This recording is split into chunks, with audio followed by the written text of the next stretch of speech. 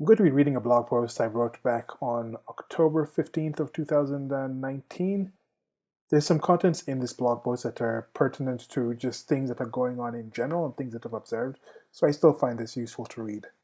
Some background need to know information because I think this is something you need to be reminded of because when this happened, I was thinking this is going to be forgotten in a few months. And I think it's been a few months from now. Many people don't remember this. There were some protests going on in Hong Kong. They're still going on as I'm recording this. Daryl Morey, the general manager of the Houston Rockets, posted that he stood with the protesters. LeBron James and other NBA players were in China at the time, and when he came back from that trip, he made some comments about the issue that were not well received. I was not too surprised at the comments. I was a bit surprised at the people who claimed to be surprised about the comments because that makes me think they had a whole different point of view on what LeBron James and they themselves stood for. Now into reading the article as it was. China is right about the NBA. LeBron James does not think that yellow lives matter. So greetings. I shall begin with a summary of my general understanding of what has led to the ongoing protests in Hong Kong. After establishing my knowledge on that, I will offer some observations about the unsurprisingly human comments that LeBron James, also known as @King James on social media, made about a previous tweet from another member of the companies that LeBron works for and with.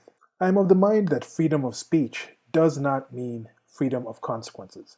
LeBron James and others have spoken freely about several topics, and now that they react in the way that he did, consequences are being felt. Now I have a 45-second or so clip of LeBron James giving an interview. This was posted by Ben Golliver @BenGolliver on Twitter. There's going to be links below to the article that I'm reading where you'll be able to find these and watch them to get more context. But this was the comment that Ben Golliver posted with his tweet. Lakers' LeBron James on NBA's China controversy. Quote, I don't want to get in a feud with Daryl Morey, but I believe he wasn't educated on the situation at hand as he spoke. My general thoughts to that were these are not the role models you're looking for in anything but the sports that they excel in. If they are, then this is what you get. On this review about my Hong Kong awareness, I won't look things up to confirm my overview. I would like to give you a general feel of what I, a simple amateur of at least average intelligence, with decisions that have led to an above average interest in politics, that included choosing to dedicate quite some time into focusing on political and socio-economical issues affecting humans that may be considered rather unrelated to myself, have gleaned. If anything is incorrect, please let me know, and I'll come back and add changes at the end. As I write this on October 15th, 2019, Hong Kong has been experiencing ongoing protests for months now. Yesterday I saw that US Senator Ted Cruz was in Hong Kong meeting with some people. Today I've seen some are already burning LeBron James's jerseys. There has long been an international aspect to this city-state that was a former protectorate of the United Kingdom under lease by China.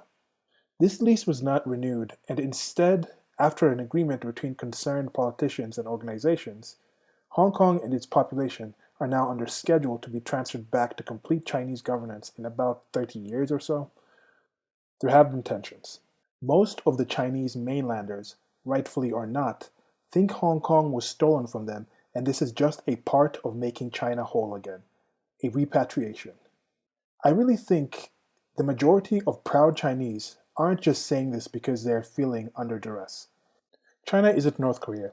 It isn't that level of seclusion and indoctrination that drives this feeling, but instead is a form of the everyday faith humans have to justify the in-groups we identify as part of. Americans are not the only ones with dreams about their country and its excellence. Many of you can understand the appeal of ethno-nationalism and other collectivist things. Many Hong Kongers, if that's the correct term, have come to value their westernization and consider themselves uniquely separate from their mainland culture and systems. Hong Kong had been experiencing bursts of social unrest and protest for quite some time. Hong Kong has been a major financial hub for the region. When China was still more closed off to the greater world, it proved to be a convenient location to meet and do business. As China opened up and grew in power and influence on the global stage, Hong Kong continued to be a location that mainlanders could invest in and meet with the increasingly interested international companies, investors, and interests.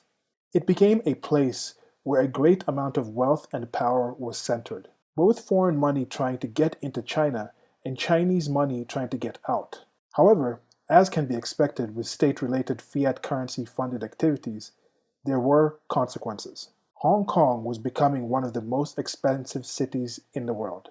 If you are aware of the fascinating and somewhat infamous Kowloon walled city, a massive block of humanity crammed into densely packed apartments, you may understand that this isn't a particularly new state of affairs in Hong Kong. It is a small location geographically.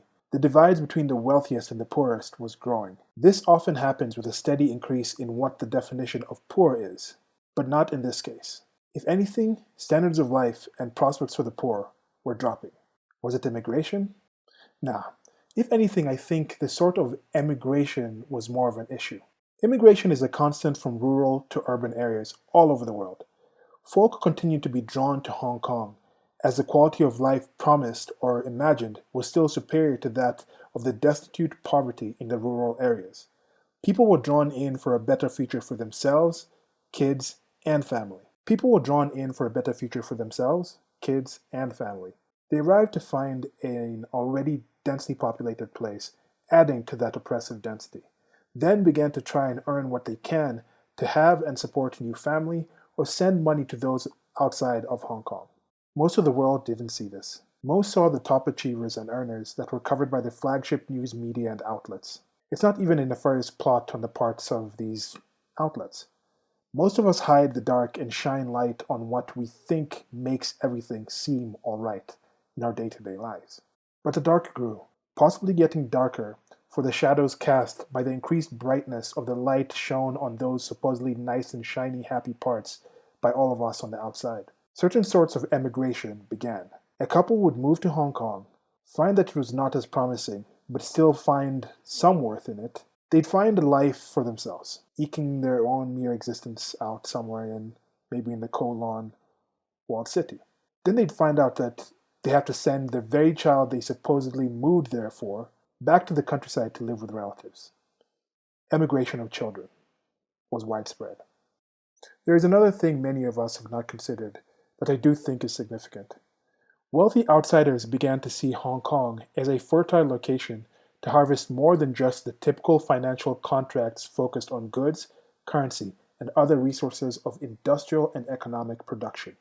They began to focus on what is arguably the most valuable resource of any human community, human resources, in the form of harvesting marriage contracts from the very deciding factor in the production of said human resources, the women.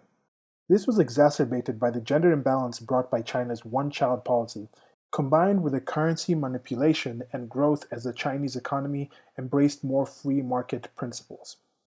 Again, I do not put any malicious intent in what most of the participants did here. Hong Kong women and parents that controlled choices in marriage found the nouveau riche Chinese men to be far more eligible a partner than the comparatively struggling average Hong Kong male. I am pro-choice, even accepting that the choice is based on constrained situations and options brought about from things those involved had little to no choice about, resulting in decisions being made between worse and much worse. So now Hong Kong men were struggling to make a living, and the primary driver that enables most men to think the stress and exertion of resource acquisition is worthwhile was slowly and surely being reduced. Monogamy is likely correlated in raising perceived chances males have for being rewarded with the potential to access the means to reproduce for their positive and civil participation in a society. You can ignore it if you want, but we are animals. Most males in a sexually dimorphic species like we are die for the females, or at least are more than willing to, for the right females. And those females in question are normally ones that they consider to be theirs, whether that's through a mutual kind of relationship or that they think they can take possession of and make theirs. Again, you can make your own decision on if this is unjust or not. This is a general overview of things I had gleaned, and if you find evidence that this is not what has happened, or think it has no effect, feel free to think that, and even better, let me know. One thing I think most of you will agree with, even if you disagree with my base cause of this, is that a growing population of frustrated single males who see little to no viable prospects of maintaining, let alone improving their futures, is a recipe for unrest in any given society. Part of why I'm focusing on this actual aspect of the reproduction situation with the wives being taken out is because it bears repeating, as I think most issues can be boiled down to our genetic drive to reproduce, and viewing the world through this lens makes it make much more sense. As a sexually dimorphic species, the human male and female have different strategies to fulfill this drive to reproduce. A life form cannot as a collective continue to exist without this. Individual members of these superorganisms, or any typically functional superorganism, innately have this instinct to reproduce in one form or another, and to some extent. Generalizations can be made between male and females in dimorphic species that reproduce sexually. This should not be surprising or controversial, yet many still seem to find this to be uncomfortable or wrong, and maybe that's because of how it's applied rather than the actual basics of it. But a chance example of note did come up when I was online, and I caught this. It was what seemed to be a bewildered blonde, Western blonde, possibly middle-class Western woman, essentially saying to a group of male protesters in Hong Kong that they should choose security over freedom. She was deploring them. She seemed to be hysterical about it. I mean, she was really emotional about this, saying, "Why are you doing this? How are you out here risking your lives for this? Take the security. Don't go for this freedom." She literally said that. And that was quite something to see. It was quite a fantastic encapsulation of how common human nature actually is across the subjective boundaries we create, in this case such as those of nations, and persists despite the objective ones we ignore, and in this case such as those of sex differences. So I'd been witnessing mostly student-led, sporadic protests for years. I occasionally caught snippets and glimpses of underlying issues in Hong Kong. And the spark for these particular ongoing protests that, as I said, are still going on right now, was just that, a spark igniting a stockpile of issues. As with the Arab Spring, which was about underlying socio-political issues and general public unrest and dissolution, coupled with lax and or frustrated security/enforcement apparatuses that hit a tipping point after the Tunisian man immolated himself in frustration of no longer being able to sell his wares, this too had its pebble that began the landslide. So what was that pebble? What was that spark? There was a law that would supposedly allow the Chinese government to extradite dissidents from Hong Kong to the mainland in order to be punished or to be subjected to the Chinese system of law there. And with the definition of dissident being quite unclear and including what could essentially be defined as thought crimes, this could be problematic, to say the least. So there is the emigration once again. And this led to widespread demonstrations, which have then escalated into protests which have included pockets of riotous and violent behavior by all parties involved, and it's not going to get better before it gets worse. Okay, that's the end of the first section, and as I said there, it's not going to get better before it gets worse. And I was, unfortunately, or not prophetically, just if you could observe this and see what was going on, I think people would understand, wouldn't be surprised. Unsurprisingly, I'm here telling you right now that it has gotten worse. Some things have improved. There's been a recent, there's been a recent election, but things are getting bad. There's been some deaths. The riots haven't stopped. It's a major situation. Getting back to the reading. Different people, same protests, different tactics. I've been following the protests on social media. Followed some of the pages ran and managed by people on location in Hong Kong. I recall one of my first thoughts upon hearing about the mid-2000s earthquake and tsunami in Japan was that with such a tech-savvy population, there is bound to be a whole lot of footage of the aftermath. This is a natural disaster of sorts we're seeing here in Hong Kong. Humans are, after all, a part of nature, and the tech is more advanced and plentiful with this later time. So is the on-site raw reportage. There is this particular Being Libertarian Hong Kong page where one gentleman gives regular updates. It's quite something for me to be able to do this, out here in Nairobi in relative safety, getting the lived experience from someone out there in the very thick of things, live, right after it happens, as it happens, during it. It's quite a time to be alive. He and others began to relay what the protesters were protesting. The last I've heard of the extradition law was that the top official of the Hong Kong governance, thought to be a Chinese stooge, had declared that she would not be passing it into law. But as I said, that was the fuse for these protests, not the parts that are still going boom. So soon various individuals began to take leadership positions within the protest movement. Manifesto began to be proposed, and agreed upon by significant numbers. In events like this, not only the authorities, but almost more importantly, the outside neutral observer that may be turned into a supporter begins to ask, what exactly is your goal? What are you protesting for? And this is a point that I have in contention for much of my disagreement with the things that the NBA, LeBron James, Colin Kaepernick, and others have been claiming to be protesting in the United States of America. I found their claims lacking and unconvincing when actually stated beyond the need to start a conversation. But back to Hong Kong.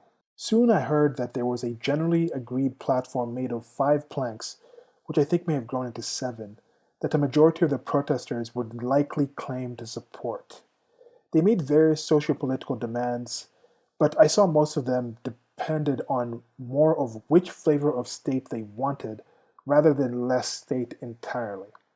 It's more control of the mechanism rather than freedom from the mechanism. But even with that, the freedom to choose your farmer is better than having none at all. There are currently protests all over the world on various continents. I think only Antarctica hasn't been hit yet in the last year. It's a fantastic time to be alive in, just experiencing this, that you can actually witness these, let alone have a population that can hold them. I was aware of how close this was to the anniversary of the Tiananmen Square massacre. I've watched a documentary or two on that event, and I'm still occasionally finding these images of the aftermath that I had not seen before. The man facing off the column of the tanks was well known internationally, but there were many others involved. One death a massacre does not make. The people in power may have attempted to disappear those images at that time, but enough of them still exist for them to leak out. I was also counting on the knowledge of that as I saw the Chinese military vehicles amassing at the border and crossing into Hong Kong on their supposed exercises. So I was watching that, counting on the fact that Chinese officials would know enough of the world is watching that they can't just bury and hide evidence like they once could. Hardly any government can anymore. No matter how godlike you think you are, that level of omnipotence is beyond folk. China could possibly think, there could be some officials who think that they could aim for a North Korea scenario in some years, but not only would the number of people in China and the size of the landmass create exponential difficulties, any positive growth in China over the last few decades has depended on the very systems, information sharing, and freedoms that makes the previous centralized control nigh impossible, even if they were desirable. And that's just previous China, let alone current levels or previous levels of North Korean control. So I watched as airports were occupied, protesters seeming to say that if you try to take any of us away in this emigration law of yours, then now no one can come in or out. I watched time lapses of hours of people streaming across roads as I recalled the feeling of walking among the people in the 2017 post-inauguration Women's March on DC, and trying to think of the different motives of those involved. Did that white, possibly middle-class lady that I talked about before that was telling the protesters to choose security actually participate in any of those global marches held on that day after the inauguration? I watched people wave the Star-Spangled Banner of the United States of America as they besieged Americans to be who they thought they were. I watched some protesters as they asked Trump to help. Watched as one man hilariously called China an asshole. It's like, China asshole! China is asshole! And recently, and all this again recalled my time in the United States of America and what I've been witnessing about their own unique brand of what I've termed first world protests. I saw the police and enforcement forces reportedly get the help of, or at least greenlight the involvement of the more informal and less legal organized gangs and thugs to rough up the protesters. I saw the idea that protesters had to protect their identities behind masks being capitalized on by the authorities and opposition to infiltrate the protests and target the supposed ringleaders. I saw some unmaskings of supposed infiltrators, and some of these unmaskings were followed by beatings of the accused infiltrators. I saw factions within the protesters start to develop. As with most protests, the vast majority were peaceful, and then you had that minority that was violent and much quicker to get physical. Saw a young lady get struck in the eye by a rubber bullet, tear gas canister, or some other means, and partially or fully blinded, and she became an image to rally behind. People began to bandage one eye. Memes took this up. A rare Pepe appeared.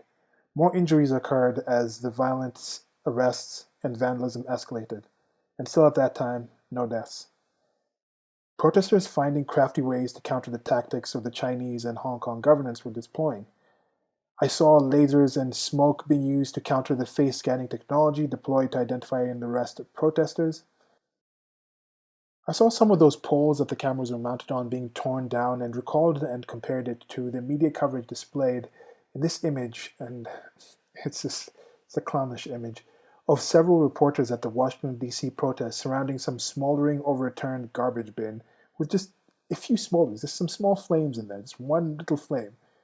So garbage protests signified by garbage reporting on garbage. And just like with this comparison of the media in the United States of America versus what was going on in Hong Kong, and if you actually look at this picture, there seems to be one Asian man kind of going off to the side, looking kind of frustrated. Now, he might have actually recorded it first anyway, but you can check out the image for yourself. But it's kind of just, I would be like, oh, it's one of those things showing this is what the Hong Kong in the future will be looking at these people. Because in Hong Kong, I saw the youth and others embrace Pepe the Frog as a symbol, and which many in the United States of America consider to be a fascist symbol of the alt-right. I saw intricate barriers set on roadways. I saw those manning the barriers identify a fire engine and ambulance, then call for fellow protesters who dismantled the barrier in less than a minute to let the vehicles through and rebuilt it once they had passed. I then saw a youth get shot directly in the chest, with live ammo by an officer that they were tussling with, that a few people had been tussling with. I saw someone run to his aid, taking a knee by the fallen boy's side, and last heard that the teen was still in hospital. Greta Thunberg was being lauded for the United Nations for her histrionics about us not being able to breathe in some undefined soon number of years. Activists of all sorts were supposedly speaking truth to power about police issues that, more often than not, were proven to be false or fabricated and then never spoken of again, or the lie would just continue. And then meanwhile, here was this video of this kid being shot in the chest. I think he can still breathe.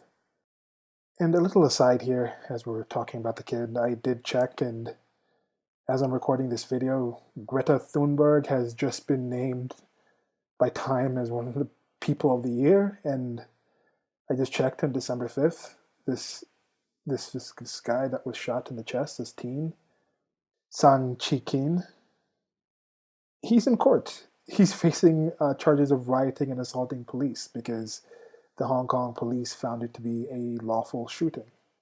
So that's the kind of general lay of the land of what's happening with teen activists all over the world. So back to the reading.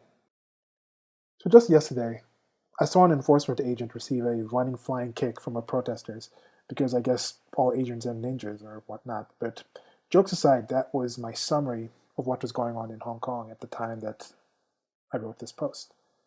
I know some more information now, but that was kind of it, and that was just my overview to kind of let people know and let you know that at that time, that's just what I had seen from looking around. And as we get back to the reading, we'll get back to LeBron James and the end of this post. Kneel on Hong Kong. So we're back at what LeBron James was directly speaking on, Daryl Morey's infamous, now deleted tweet. And here it is.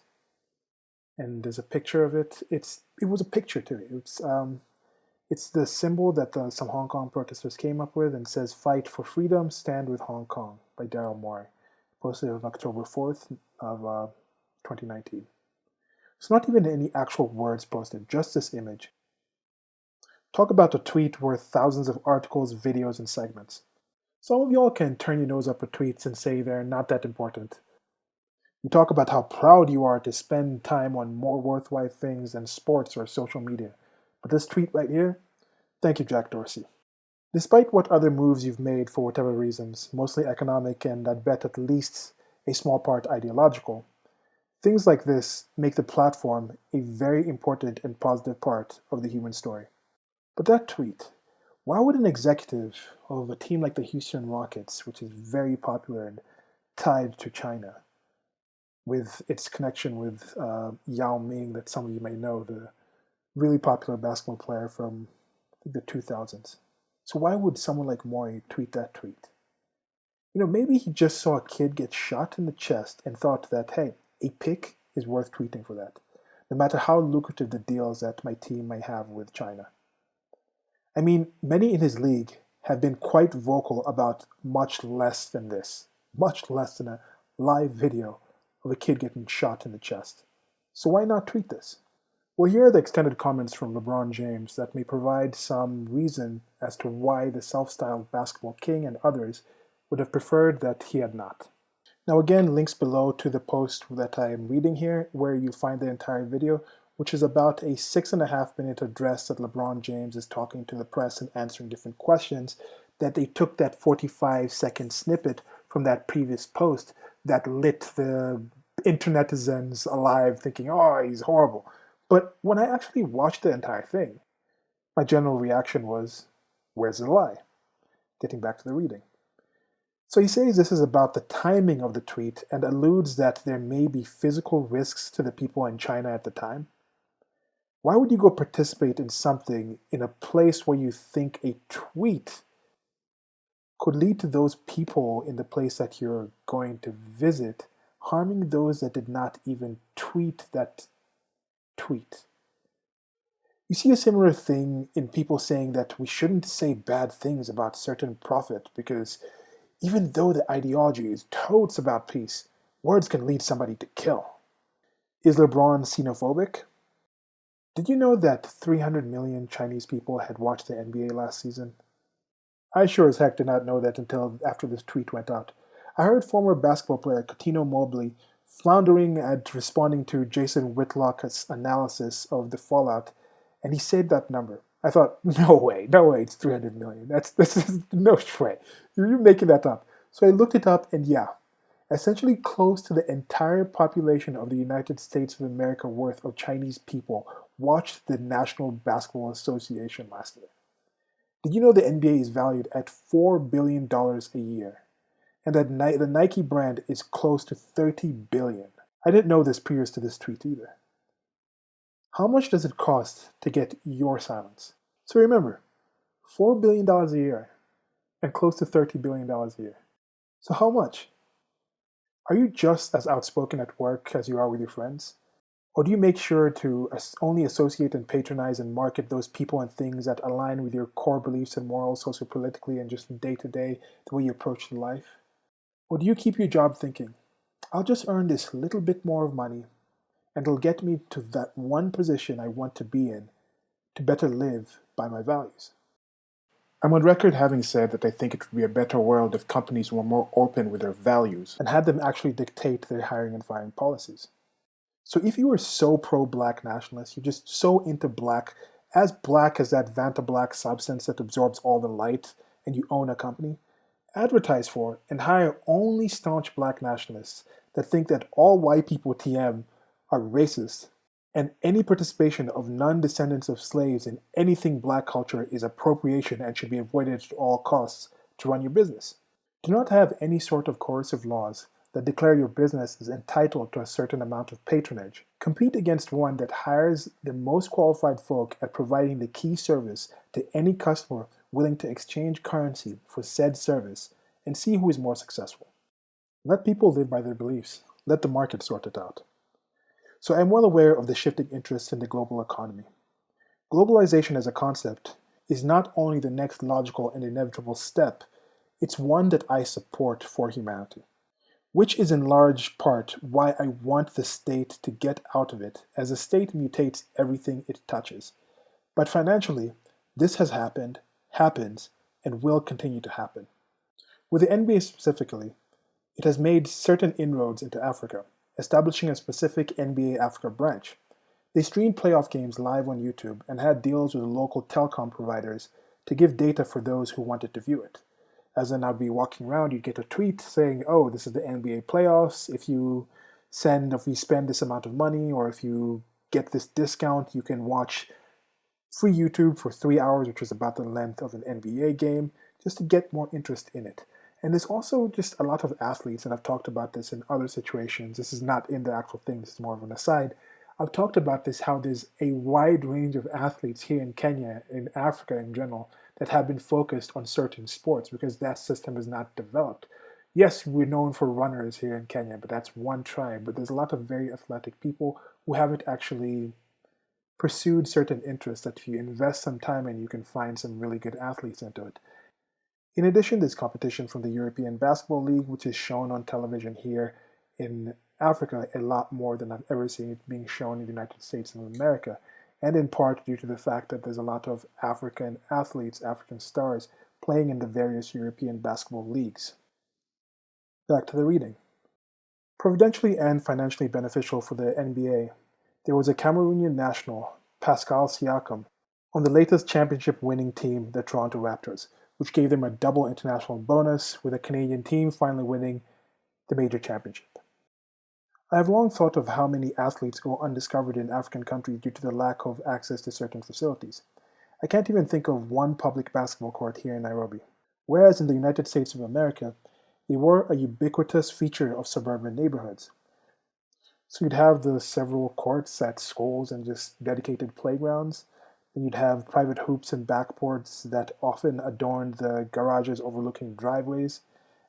There's just certain things that are taken for granted by the people in places like the United States of America, including them being the primary focus for many made in the USA companies. So did you hear about the issues that Blizzard Entertainment, a large gaming studio, just had? Last year they released a mobile game targeted at the Chinese market to the loud complaints of the vocal US users who primarily play their games on their personal computers and consoles. Recently, they banned a professional electronic games athlete and confiscated his entire winnings from a tournament for having been on a separate show, it's a separate YouTube interview, where he had declared support for Hong Kong, which was like a snippet of, I think, an over-hour long interview. Did you even know that there were people making 6 and 7 figures playing video games and being watched by millions of people? I think he was reinstated after the public backlash. But why would this even happen?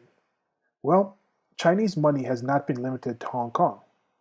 Chinese interests have invested and bought controlling shares of many international companies and businesses. The Hong Kong and the Hong Kongers that live in it may be more English speakers than mainland China and the mainland Chinese. And this is not something I've researched, but I do think English is a language which lends itself more to concepts like individuality and liberty. There is another language that the mainlanders and mainland China in general may speak more effectively than Hong Kong itself. One language that translates internationally as well as any other, and that language is that of money. So Daryl Morey sent out that tweet. When I first heard about it, it was just in passing. When I eventually saw the actual tweet, I thought, okay, this is going to be a bit of a thing. But I didn't think it would be quite a big a thing as it's shaping up to be. The Chinese officials did not just say that they were offended. They sternly condemned the tweet and then took down banners, stopped advertising, canceled the plans to televise the upcoming games. The NBA released an official statement or two, and behind the scenes seemed to have sent a gag order to all employees and involved parties under the NBA's influence. Now, all wars have, are, and will be cultural. That's for sure, but they also come with a cost, as LeBron James said, and it's quite often economic. And this is another anti-state thing, why I'm so against the state and want the reduction of the state and going on to a more coercion-free type of societies and cultures, is because the actual hot wars I'm talking about, when you're getting people flying all over the world, going over in boats, shooting actual hot lead at each other and killing people in that sense, with those mass deaths, they're essentially economically impossible without fiat currency, which is a state intervention. Back to the reading. So my main issue with the NBA in this is that, unlike most of the other companies and people that associate with and patronize China, they had previously said that they will take a stance that freedom of speech for moral issues is something that must be done. They must talk about it. They should not be silenced by external pressures, specifically when speaking out for political reasons. Not only shall they stand head and shoulders over us in the literal sense with their physical statures, but also in the figurative one on an ethical plane. Several coaches and players have been lauded for standing up to the big bad man in the White House, standing up for the poor downtrodden people who are under persecution by violent and oppressive governance. If they hadn't been couched in some eternal value and rather just been yeah, we know some of our demographics and this is a message that speaks to their truths, the NBA would not be getting the backlash that it's receiving now. I happen to be black. It's not something that informs how I live. I had no choice in the matter. I don't wake up and think, today as a representative of black people, I should do X, Y, Z for my people. I do occasionally find the need to consider what others' perception of me does. But if they base that on their own experience and not my actions, then there is only so much I can do about it. This is not true for many. Mr. Mobley, that I've mentioned before, who named that number of 300 million that I thought was just not true but found out to be true, had claimed that there was no hypocrisy in this situation because the NBA coaches and players were speaking of things in their backyard rather than things over in China. I wondered immediately then, why would he expect any of your average non-inner city black American to care about your supposed backyard police injustice if their backyards don't contain anything of the sort? What if those backyards instead actually have friendly neighborhood policemen? Some in the media at least subconsciously know and acknowledge this bias. Why is it a common trope that when a policeman or cop is targeted by some criminal and hurt or killed or injured, they have this extra drive to catch this person? Are they coasting when it's civilian on civilian crime? Well, some in the media were. There were equivocations and excuses made for the NBA and LeBron and the whole action going on to it. But those quickly switched to, the NBA should have just pulled out once there was this video of a female reporter over in China during a press conference. Those post-activity pressers with some athletes. I think he was talking to two players from the Houston Rockets. She was told that her question was invalid, and the reports that certain scheduled media availability had been canceled began to circulate. This was now, they're shutting down the press. The press is not being allowed to speak. We traveled all this distance to actually talk about these people, and then now they're not letting us speak. We're there for a reason. How dare you shut down the press? How dare you not let us make our livelihoods? And that's it. It was directly affecting their livelihoods, their resource acquisition, their backyards. Next section.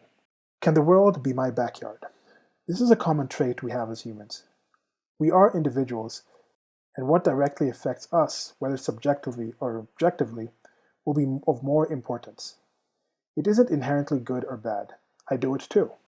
I try to reduce how often this tendency happens with me. For example, how often there are situations when I'll project my lived experience onto others and not understand that it's my burden to get you and other people to care about something if I think it's something worth caring about.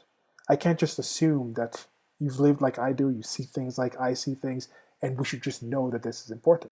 I've been looking at this movement for a while, and I've long since been aware that the Black Lives Matter and related movements are not about general injustice, let alone all Negroes or minorities in the world.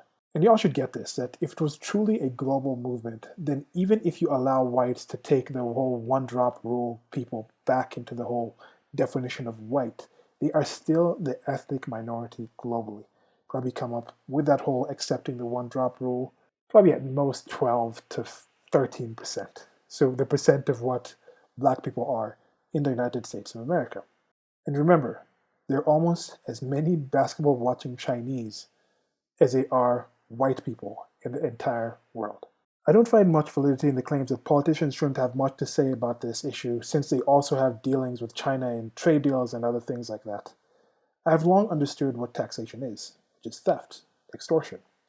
If your argument in this case is why aren't politicians being as moral in their actions as they are in their declarations, then maybe start with looking into what something like the non-aggression principle is. These are politicians. Farmers will deal with other farmers. Expecting otherwise is courting disappointment. Hypocrisy is an essential requirement in politics. With that said, it was pleasant to see that even an avowed democratic socialist like Alexandria Ocasio-Cortez came out in support of speaking out. More chance that I may be correct in thinking that most of the support for socialism in the United States of America is not due to them actually knowing what socialism is. It's more the problem of not what X is, socialism in this case, because of how people define socialism. People don't really get that actual socialism is just a few steps away from the horrors of communism. So I'm not making the claim that the freedom versus oppression situation is clear-cut. I am saying that given the choice to pick one, that I would rather live in the United States of America than I would in China, no matter if I was poor or wealthy. I know a lot more about the United States of America's politics than that of China, but can confidently say that I would prefer China to become more like America than America become more like China. Not all states are governed equally. I'll take the current state of the state that was established with the Declaration of Independence and Bill of Rights, written by supposedly evil white racist men over 250 years ago, that stresses individualism, than I would the one of the centuries old civilization made up of different tribes and clans that compose about one third of the world's population that stresses collectivism. So a democratic republic is greater than a communist dictatorship. I make this judgment with the knowledge that even if the former has many people unaware of their actual status and seemingly trying to give it away, trying to give those freedoms away, and the latter has many people unaware of their actual status and seemingly trying to keep it that way, trying to stay in bondage. I make that value judgment of where I'd rather live, and it's not a judgment about every individual Chinese citizen. As they are human beings, I would expect most of them are nice and mean me or others no direct ill will. Even though just you look at some of the stuff, there's some levels of racism tied to just ignorance in China and things that you see about China that do exist. But yeah, anyway, back to the reading. This is about the people that are part of the state apparatus of what calls itself the People's Republic of China. They're also humans in doing what I would expect certain individual humans to do in a system that enables them to have that level of power and control over others. Now, do I think I know more about Hong Kong than LeBron James? Yep. Do I have more to lose by posting this? Nope. What do I think about his statement? I think it was meh, but for sure I wasn't surprised. Will he still talk about other social issues? Yep. Will people still look up to him as some sort of virtuous pillar of social morality? Yep. Are Asians still political ninjas to the West? Mostly, but thankfully in the age of understanding that is changing. And I thank sports for that in this case, be it due to money or otherwise. Thanks to Daryl Morey, thanks to Nike and the NBA for kowtowing to China. Thanks to Xi Jinping for being enough into yourself that you thought this would go better for you in the whole public sphere, or you thought you were so insulated for it. Thanks to President Donald J. Trump for continued maneuverings of trade deals that added to this situation, added the pressures, and made it be that big of an issue. Thanks to the media for covering it as it has, even though there's a lot of fake news and faux news, they still actually put this out there. So the more we see things for what they are, the more data and input we take in, the more of the human species we are aware of, the sooner we come to understand ourselves as individual parts of this greater collection that is just a part of the biomass that makes up Earthlings. So that's it. Thanks for listening. And on the screen was a drawing that I was doing for this. I did for this. I think this is going to be a speed drawing for this. If there isn't, there's going to be something else on the screen. But right now there's some merchandise on the screen of different designs and things that I've had. There's going to be links below to the blog post where there's going to be some other blogs there. There's going to be some tweets here that LeBron James had some clarification tweets. I'll read them both to you. This is things that he posted after that initial snippet came out, and he said this from LeBron James. Let me clear up the confusion. I do not believe there was any consideration for the consequences and ramifications of the tweet. I am not discussing the substance. Others can talk about that. He said, my team in this league just went through a difficult week. I think people need to understand what a tweet or statement can do to others, and I believe nobody stopped and considered what would happen. Could have waited a week to send it. So, he's reaping what was sown in this case. He decided to also go out and make his comments. I don't know if he thought through exactly what the reaction would be. He might have also thought that, hey, I'm King James. I can say this and people will support me. But he was roundly shamed and decried for what he did. People saying this was not cool. We didn't expect this from LeBron James. But as I said at the time, as I thought at the time, people are going to forget this. We're past a quarter way into the NBA season right now. I think the Lakers, which he plays on, are league leading. He's one of the leading people for MVP right now, having an amazing season. They have like an 11-game away win streak, which is something big in the NBA. I don't really follow the NBA that much during the season. I'll watch some of the playoffs and things like that.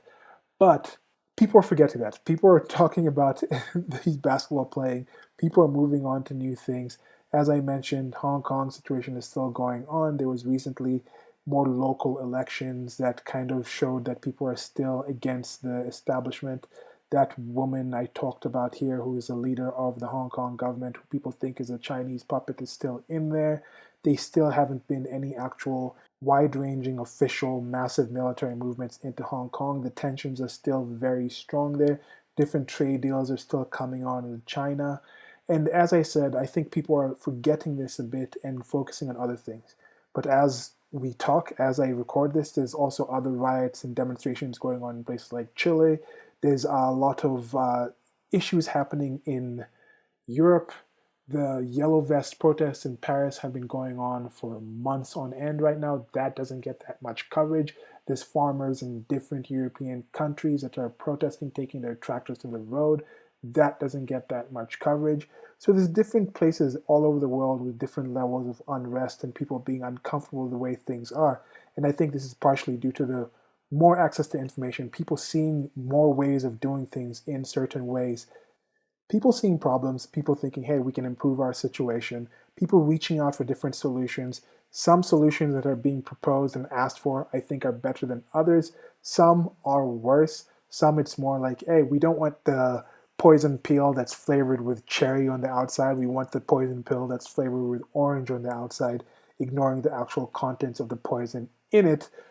But that's a common thing that happens with humanity. That's a common thing that happens with life. Even without the actual intentions and sentience that we have, there is that general evolution of things where it's like, okay, one thing is tried out. If it doesn't work, it dies off, and whatever is successful becomes followed by more things that can do that thing, and they kind of go in that trough and go into that lane and follow that example. And I think we have the ability to provide actual better solutions, actual better ways of doing things, not just being like, hey, there's a problem here.